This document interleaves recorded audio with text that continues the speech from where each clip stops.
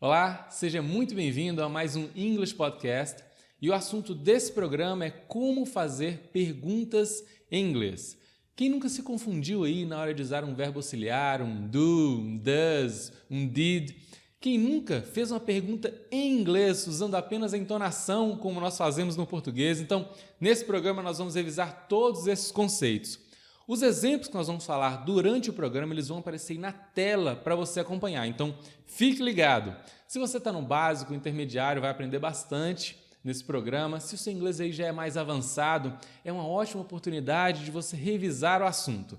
E olha só quem é o convidado de hoje. Salve pessoal, eu sou o professor Adir Ferreira e hoje no podcast do English Experts nós vamos aprender a fazer perguntas em inglês. Vamos tratar de todos os tipos de perguntas em inglês, alright? Check it out.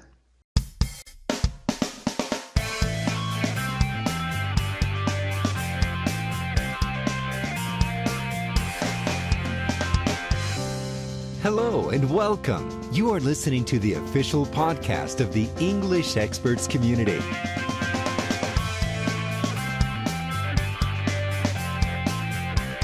Olá, amigos English Experts. Aqui é Alessandro Brandão e a resposta nunca será certa se a pergunta for feita de forma errada. E eu sou Adir Ferreira e vim para acabar com essas dúvidas todas. Hoje o nosso bate-papo é sobre como fazer perguntas em inglês. Então, prepare-se aí e aproveite.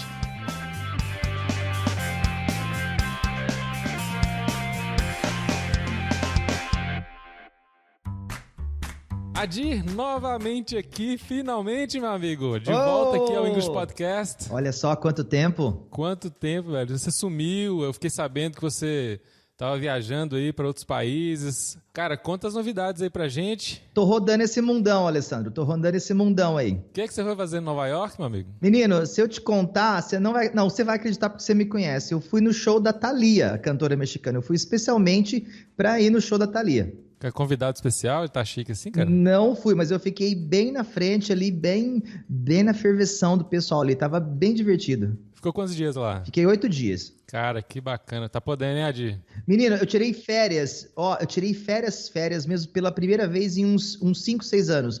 Foram 8 dias que eu não abri e-mail, que eu não vi nada. As pessoas que me seguem lá no Instagram viram que eu postei um monte de coisa, comilança, shows. Nós cortamos aquela Manhattan do lado pro outro. Foi bem divertido. Então, Adir, para a gente entrar aqui no assunto de hoje, antes da gente falar sobre a formulação das perguntas, vamos só revisar aqui o padrão das frases em inglês. É bom colocar isso aí, a gente revisar esse ponto para o pessoal entender quando é uma frase afirmativa, quando é uma pergunta. Bom, isso é importantíssimo mesmo antes da gente entrar no tópico do podcast de hoje, que é como fazer perguntas em inglês. A gente tem que lembrar que a frase afirmativa em inglês, ela segue uma fórmula bem simples e bem rígida também. Ela é bem estrita, que é o sujeito mais o verbo mais um objeto, né? Em português, a gente tem a liberdade de trocar essa ordem, mas em inglês não tem como fugir. É muito comum em português, principalmente no dia a dia, no informal, a gente começar uma frase com um verbo, né? É muito comum, por exemplo, a gente chega no escritório e alguém ligou para mim, aí a pessoa que estava aqui fala assim, ligou alguém aí para você? Ou seja, a frase em português começou com um verbo, né? Em inglês, a estrutura, como você disse aí, ficaria diferente, né? Someone has called you. Exato, o sujeito, o verbo e o objeto. O sujeito someone, o verbo has called e o objeto you. Mas em inglês, a gente tem que colocar sempre o sujeito, né? Que pode ser o nome, como John ou Kelly, ou também os pronomes como he, she, it, we, etc. E também os substantivos, tipo table, money, door e coisas desse tipo aí. E depois nós temos o verbo, né? Que ele vai indicar a ação que está acontecendo. E enfim, nós temos o objeto, que pode ser alguém, algo, algum lugar, algum advérbio aí. E em muitas frases o objeto nem precisa estar presente. Então vamos lá, só para recapitulando aqui, pessoal, é sujeito, verbo e objeto. Então toda vez Exato. que a gente for montar uma frase em inglês, lembrar dessa estrutura que é a estrutura básica, né? Claro que tem as variações e sempre que você usar essa regra, a probabilidade de acerto é muito grande, né, Gi? Então agora com relação às perguntas. No português é comum a gente formular uma pergunta apenas mudando a entonação, ou seja, ela sobe no final, que em inglês que a gente chama de rising intonation, né? No inglês, como é que funciona isso, Adi? Bom, no inglês, como eu disse, é um pouquinho mais rígido, mais estrito. Para as perguntas em si, para entendê-las, nós temos que entender alguns verbos. O primeiro caso são os verbos como to be, nas formas am, is, are, no presente, was e were, no passado, can, could, may, might, should, ought to, must, will e would, tá? Que eles são os verbos modais misturados aí com os verbos auxiliares. Fala devagar para o pessoal anotar aí, Adi. Ok, vamos lá de novo. Então tem as formas do verbo to be, am, is, are, no presente, was e were, no passado. Aí nós temos can e could, may, might, should, ought to, must, will e would. O will, sempre lembrando do Lzinho mais puxado, né? Isso, e o I bem curtinho, will. Então, para fazer perguntas com esses verbos, nós só temos que trocar o sujeito e o verbo de lugar e mudar a entonação. Te interrompendo aqui, Adi, antes de você passar aqui adiante na explicação, pode ser interessante para o nosso ouvinte aqui conferir o podcast 17, onde o título dele foi Encontrando a Entonação Certa, onde você participou e também o tradutor e intérprete, nosso amigo Daniel Bonatti. O Daniel Bonatti. Onde lá vocês explicaram direitinho os 3 tipos de entonação em inglês. É muito importante para o pessoal prestar atenção nisso, para não ficar aquele inglês muito robotizado, né? As entonações como você ensinou lá, o falling, o rising intonation e o non-final intonation, né? Exato, é. Agora eu vou dar alguns exemplos com o verbo to be. Vamos começar com you are a student. Você é um estudante. Facinho, né? Você vai trocar you are por are you. Are you a student? Você é um estudante? Nesse caso, a sua entonação vai subir porque você tem uma pergunta que é respondida com sim ou não. Uma yes, no question. Are you a student? Então, essas frases que eu vou dizer agora, todas têm a rising intonation, essa entonação que sobe. Sobe no final. Exato. Nós temos ali um outro exemplo. He is studying English now. Ele está estudando inglês agora. Você troca o he is por is he. Is he studying English now? Percebeu que a entonação subiu novamente. They are my cousins. Eles são meus primos. Are they my cousins? Eles são meus primos. Então, se essas perguntas forem respondidas com sim ou não, nós vamos subir essa entonação. Alright? Nós temos também com can e could, que indicam uma possibilidade, uma permissão. E uma habilidade também. No primeiro caso, nós temos he can play the guitar. Ele sabe tocar violão. Can he play the guitar? Então, eu troco he can por can he. É super facinho. Can he play the guitar? Ele sabe tocar violão. Agora com could, que é no passado, que é poderia. Na frase afirmativa, you could do that for me.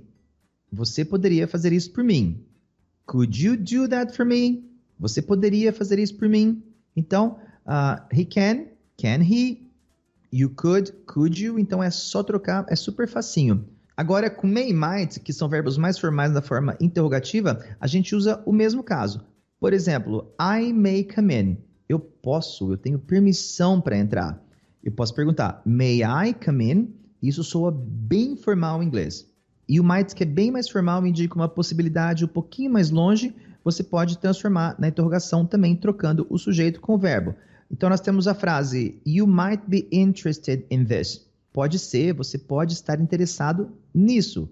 Então, posso perguntar, might you be interested in this? Só que essas formas com may e might na interrogativa, novamente, elas são bem formais. Então, a gente não vai ouvir muito isso em conversas do dia a dia, ok? É mais em textos mais formais, não? Então, em filmes, talvez, mas na formalidade maior. Não... Isso. Então, vamos dar uma paradinha aqui para a gente não perder a conta. O Adi já deu exemplos aí do verbo to be, o can, o could, o may e, por fim, o might. É isso aí, Adi? Exato. Então, vamos dar continuidade aqui. Bom, aqui nós temos should e ought to, que significam deveria, indicam um conselho em inglês. Olha um exemplo. You should study harder. Você deveria estudar mais. Você só troca should you study harder? Você deveria estudar mais. A mesma coisa com can I, are you, is he. He ought to know the answer. O ought to é um pouquinho mais formal que o should. Ele deveria saber as respostas. Agora, na interrogação, você troca, você põe ought he to. ought he to. Então, ought you to, ought he to. Mas, novamente, essa interrogação com ought to também é um pouquinho rara no inglês falado, tá? Então, nós temos lá, he ought to know the answer. A interrogação fica, ought he to know the answer? Mas é bem mais formal e bem incomum. E nesse mesmo modelo de should, nós temos o must, que indica uma obrigação. Então, nós temos aqui, they must come here immediately. Eles devem vir aqui imediatamente. A interrogação ficaria, must they come here immediately? Novamente, aqui essa interrogação com must é bem rara no inglês cotidiano e indica uma fala muito formal. Neste caso, nós faríamos a interrogação com have. Do they have to come here immediately? Ok, para soar um pouco mais normal. E aí, últimos, porém não menos importantes nesses casos aqui, nós temos o will do futuro e would, que é o futuro do pretérito. Então, will nós temos o exemplo. You will have to be here at 9. Você terá que estar aqui às 9. Pronuncia mais devagar, só para a gente ouvir aqui de novo, Adi. Vamos lá. You will have to be here at 9. Você terá que estar aqui às 9. A interrogação, will you have to be here at 9? Você terá que estar aqui às 9? Então, é bem facinha essa troca de sujeito e de verbo. E com would, né, que indica essa condição, she would do that to help him. Ela faria aquilo para ajudá-lo. E na interrogativa ficaria, would she do that to help him? Ela faria aquilo, would she do, would you do, would you like, né? Muito comum até em inglês básico, né? Would you like, essa interrogação com would. E agora, dando continuidade, quando é que a gente deve usar, esclarece o pessoal, quando a gente usa aqueles verbos auxiliares, aqueles que a gente aprende lá na escola, que é o do, o does e o did? Bom, esses verbos têm a tendência de causar um pouquinho de confusão para os alunos iniciantes, né? E esse aí já é o segundo tipo de interrogação que eu quero ensinar para a galera aqui. Para ensinar e revisar também, né? É a interrogação feita com a maioria dos verbos, usando os verbos do para I, you, we e they, does para he, she, it no presente e o did para todas as pessoas no passado. Nós temos que lembrar que quando nós usarmos do e does, o verbo fica na sua forma normal e não é conjugado. No caso aqui das pessoas, he, she, it, onde ele acrescenta um S ou um ES, tá? Vou dar alguns exemplos aqui, ó. Eu vou dizer, I live in a house. Eu moro numa casa. I live in a house. Então, se eu quiser fazer a interrogativa, eu ponho um do antes do I. Do I live in a house? Do I live in a house? Aí lembrando que como essa é uma pergunta respondida com sim ou não, nós temos que subir a entonação. Aqui nós temos outro exemplo com you. You come here every day. Você vem aqui todos os dias. É só eu colocar o do antes do you. Do you come here every day? Do you come here every day? Agora, quando tiver um verbo conjugado com he, she, it, que eu vou pôr S ou ES, ele volta para a forma do presente. Olha o exemplo bem facinho aqui, ó. He goes to school in the morning. He goes to school in the morning. Ele vai para a escola de manhã. Aí eu vou usar o does. Does he go? Olha só, então eu não vou usar he goes. Por quê? Porque o S do goes já está lá no does. Então não precisa repetir. Does he go to school in the morning? Isso aí é que eu ia comentar. Essa é uma dificuldade do pessoal, principalmente quem está começando, de diferenciar, né? Quando é que eu tenho que colocar, que conjugar esse verbo e quando é que eu não tenho. Sim, ele confunde um pouco, mas isso é só prática. Você tem que ir praticando, que ir prestando atenção, lendo bastante, que aí você vai internalizando essas interrogações aí. Repetindo o que você disse, né, Di? He goes aqui na afirmativa, na interrogativa vira he go. Então, mantém a conjugação no infinitivo, né, do verbo. Bom, é isso mesmo, Alessandro. Você quer ver outro exemplo? Nós temos aqui com she. She takes a French course. Ela faz um curso de francês. Na interrogação fica, does she take a French course? Ela faz, então, eu usando does, o take volta para a forma original do verbo. Tá? Does she take e não takes. O takes eu vou usar só na forma afirmativa. Agora, com it, lembrando que em inglês nós temos sempre que ter um sujeito no verbo. Então, em português nós dizemos chove muito, que é um verbo impessoal. Mas em inglês nós temos que ter um sujeito. Então, quem que chove? Nesse caso, usamos o pronome it. Então fica it rains a lot in December. Chove muito em dezembro. Isso aí explica aquilo que você disse no início do podcast, que é o sujeito, o verbo e o objeto. Por que em inglês tem que usar esse it aí, né? É para seguir meio que esse padrão que já tá estabelecido, né? Então, em português nós temos vários verbos impessoais, tipo trovejar, chover, haver, etc. Mas em inglês, esses verbos têm sempre o it junto. Tem sempre o it. Então, se eu digo it rains a lot in December, para eu fazer a interrogação, eu vou usar o does, porque é he, she, it, leva o does, o it, e o rain vai sem o S. Então fica does it rain? Does it rain a lot in December? Chove muito em dezembro? Nós temos também o exemplo com we. Ali, ó. We have free time. Nós temos tempo livre. Com we a gente vai usar o do. Do we have free time? Nós temos tempo livre. Com they, que é facinho também. They write books. Eles escrevem livros. Do they write books? Lembrando novamente que se a pergunta for respondida com sim ou não, nós temos que subir essa intonation, ok? Até agora você deu vários exemplos no presente. Então, onde a gente usa o do e o does, né? Agora, se o ouvinte aqui nosso quiser fazer uma pergunta sobre algo que aconteceu no passado, vamos lá? Então, é simples. No passado, usamos somente o verbo did para todas as pessoas. E é muito importante que quando nós usamos o verbo did, o verbo principal que estava no passado volta para o presente, para não ficar redundante, para não repetir. Vamos nos exemplos. Explique nos exemplos aí para não complicar. O pessoal está só ouvindo. Eles não estão vendo nada aqui. Enfim, ó, tem o primeiro exemplo que é fácil, tipo, eu fui. I went. É facinho, né? I went. Se eu for perguntar, eu fui, eu tenho que usar o did, depois o I. Agora, o verbo went, que está no passado, ele vai para o presente. Go. Did I go? Só lembrando aqui, pessoal, a conjugação do verbo go. Então, o verbo go é um verbo irregular, então é go, went. O passado dele é went, tá? Então, I went, did I go? Agora, eu vou dar um exemplo com o verbo regular, que é facinho, ó. Só para poder esclarecer o pessoal também, esses verbos irregulares é aqueles que ficam lá no final dos livros de inglês que a gente tinha na escola, né? De aquela listona de verbos irregulares que só no dia a dia mesmo a gente aprende. Aqueles temidos verbos irregulares, exatamente. E aqui nós temos um regular, né? Que é quando você só acrescenta o ed para fazer o passado do verbo com study. Então, you studied. Você estudou. Se eu for perguntar, você estudou? Eu digo, did you study? Aí o verbo vai para o presente. Um outro verbo irregular, um verbo speak, cujo passado é spoke. Ele falou. He spoke. Então, did, mais o sujeito, did he. Agora, eu não vou pôr spoke porque eu já tenho did. Então, eu vou colocar o verbo no presente. Did he speak? Tipo, ele falou com a mãe dele? Did he speak to his mother? Ok?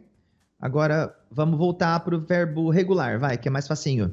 She played volleyball. Ela jogou vôlei. She played volleyball. Então, eu uso did, mais o sujeito, did she. Agora, ali era played, vai virar play lá no presente. Did she play? Porque não faria sentido um auxiliar no passado e o verbo no passado também. Só lembrando, pessoal, que estava P-L-A-Y E-D, né? Tinha o E-D. Isso. Agora vira play. Play no presente, played no passado. Então, na interrogação, ele vira play novamente.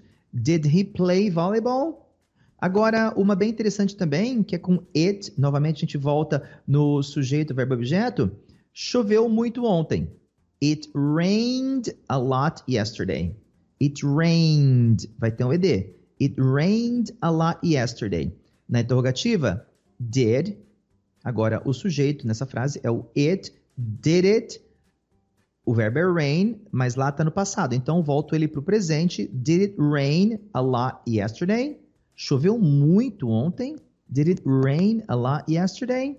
Nós temos aqui com we, com nós, outro verbo irregular, que é o verbo see. O verbo see, no presente, o passado é saw. Então, we saw a movie. Nós vimos um filme. We saw a movie. A interrogação, did, mas o sujeito, did we, como já coloquei o did, o verbo saw vai virar see no presente. Did we see a movie? Um último exemplo aqui no passado, outro verbo irregular, que é eat, comer. O passado é ate. Então, they ate a sandwich. Eles comeram um lanche, um sanduíche. They ate a sandwich. Na interrogação, did, mas o sujeito, did they. Agora o ate vai virar eat no presente, porque eu já usei o did. Did they eat a sandwich? Olha só que interessante, galera. A Dir deu exemplo aqui com todos os pronomes pessoais, aqueles daquelas tabelinhas que a gente aprende no começo dos estudos, lá na escola ainda, lá no ensino médio. Ele deu exemplos com I, you, he, she, it, we e they. Todos com did, né, Dir? Isso. Adi, outra coisa que não pode faltar aqui nesse podcast são aquelas perguntas feitas com que a gente chama de question words, né? Me ajuda a lembrar aqui, Adi. São o what, que é o quê? O quê? When. Quando. O how. Como. O where. O onde, isso. O who. Quem. E o which. Which, que é o qual, indicando uma escolha. Nós vimos nos exemplos anteriores que quando nós invertemos o verbo com o sujeito, nós sempre esperamos uma resposta com sim ou não. Você faz isso, você fez aquilo, ela fez aquilo outro e tal. E nesse tipo de pergunta, nós respondemos com sim ou não, a entonação sobe. Nós já falamos isso várias vezes aqui. Agora, quando nós queremos pedir uma informação específica, nós temos que usar, como a gente acabou de falar, as question words. What, when, how, where, who e which. Né? What, o quê? When, quando, how, como, where, onde, who, quem e which, qual. Por exemplo, se quisermos perguntar em português, o que você ensina? Alguém perguntando para mim, que sou professor, o que você ensina? Essa pessoa vai me perguntar, what do you teach? What do you teach? O que você ensina? Por quê? O que eu estou interrogando aqui é o sujeito, é you. Então, vou ter que usar o do. What do you teach? Aqui nós temos essa question word, esse pronome interrogativo, mais o verbo auxiliar da pergunta do. Então, tem o what, o do e you. Tipo, what do you want? O que você quer? Um outro exemplo com what. A fórmula é basicamente essa. O pronome interrogativo, mais o verbo auxiliar do, does ou did, mais o sujeito, mais o verbo principal. Ok? Um exemplo com when, com quando. Por exemplo, quando o trem chega? When does the train arrive? Aí temos o pronome interrogativo. When. Temos o verbo auxiliar, que é o does. Temos o sujeito. Train. E temos o verbo principal, Isso, arrive. Arrive. Exatamente. Aqui nós usamos o does porque the train corresponde ao pronome it.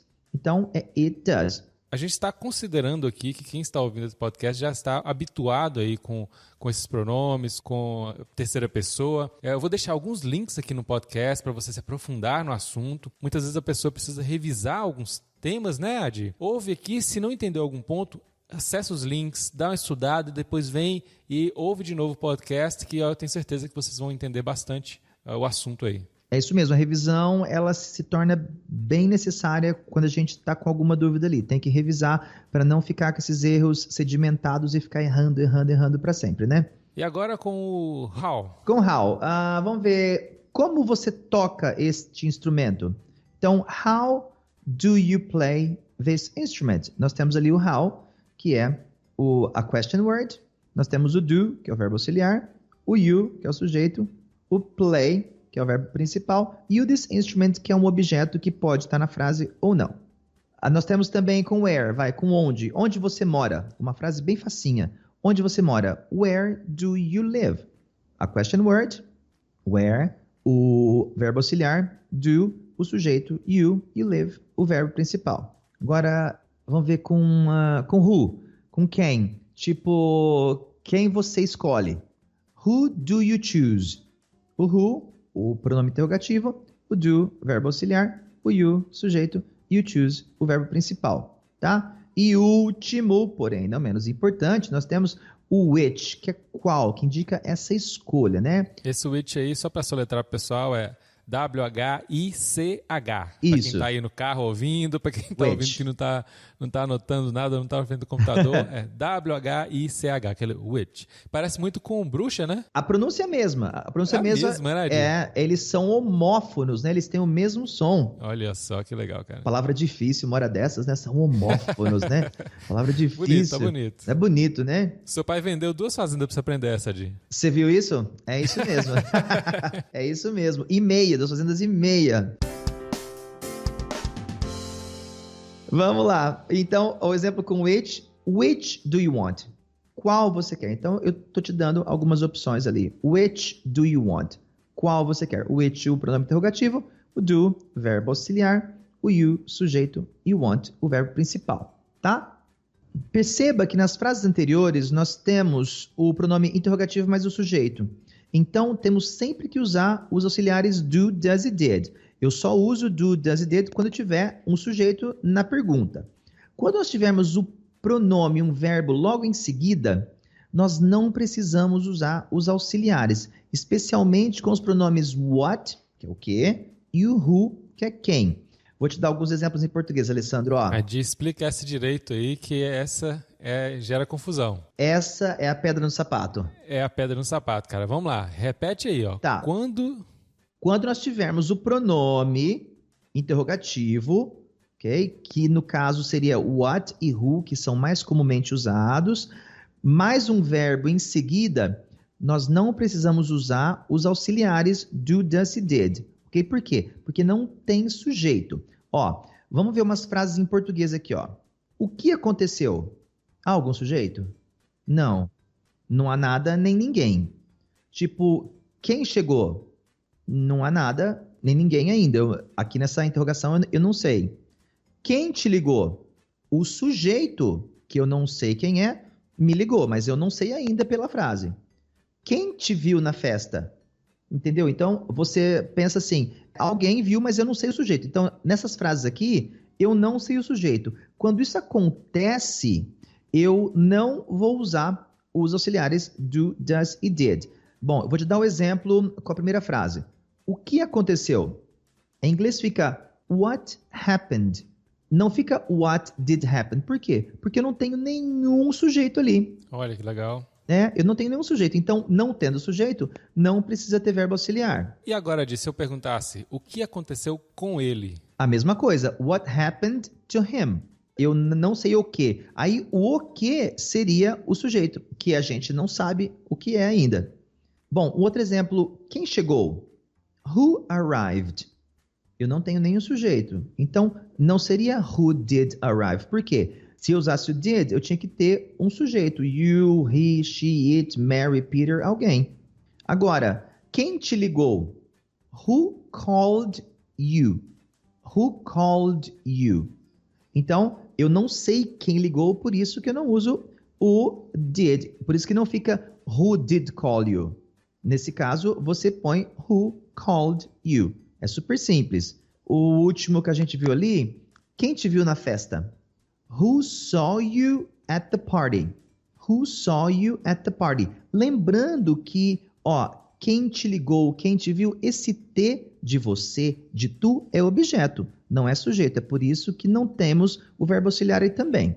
Então, quem te viu na festa é who saw you at the party. E não who did see you at the party. Porque se fosse did, teria que ter um sujeito ali no meio. Aqui não vale aquela questão de, na pergunta, o verbo não ser conjugado, né?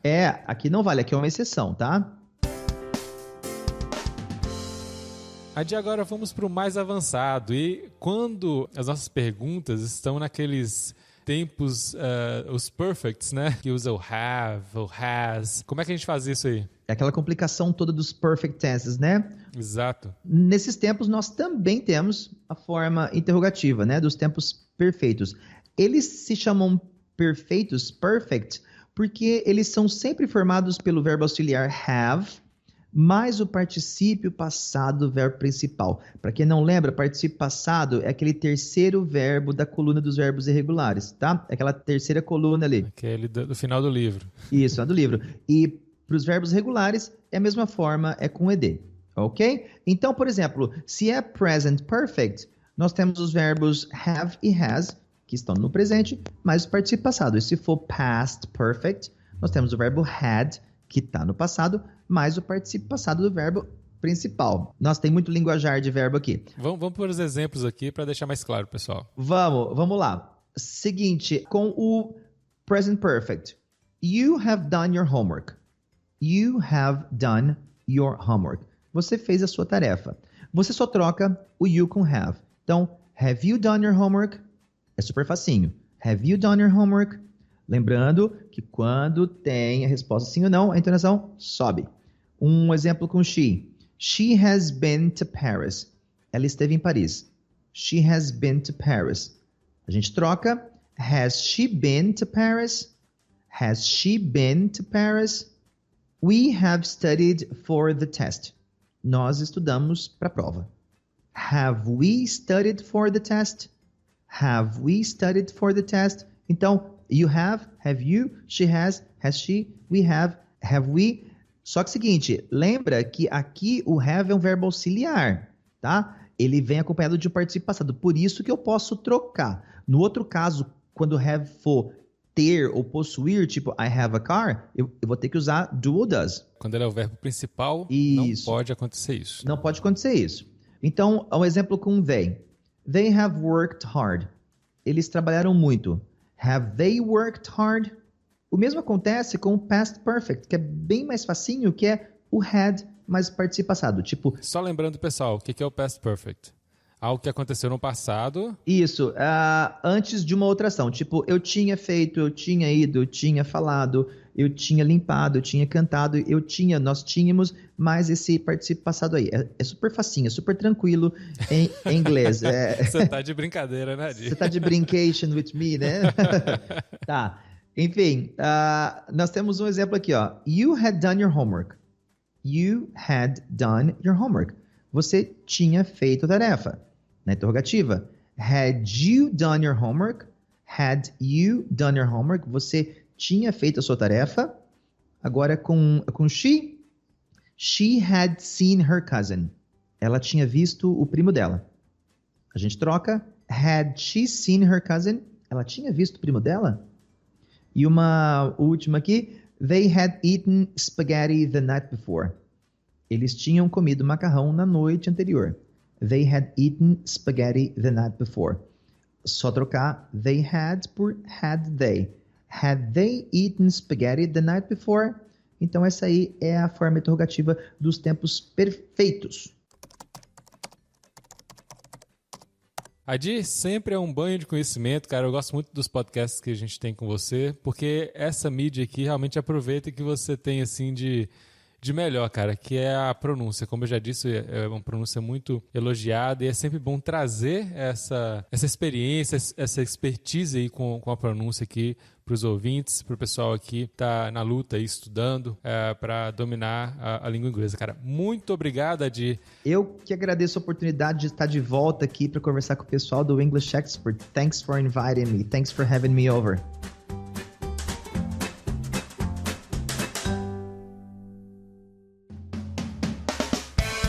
Eu sou o Adir Ferreira e você me encontra em adirferreira.com.br. E eu sou Alessandro Brandão e você me encontra no englishexperts.com.br. Lembrando que o nosso objetivo aqui não foi esgotar o assunto, foi apenas dar uma visão geral de como fazer perguntas em inglês.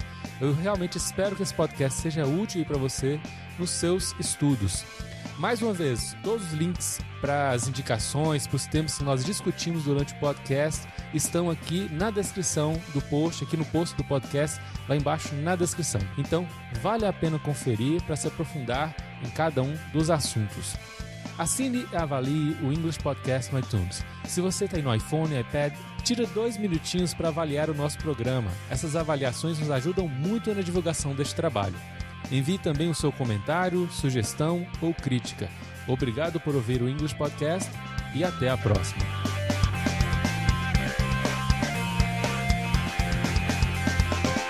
podcasts by EnglishExperts.com.br.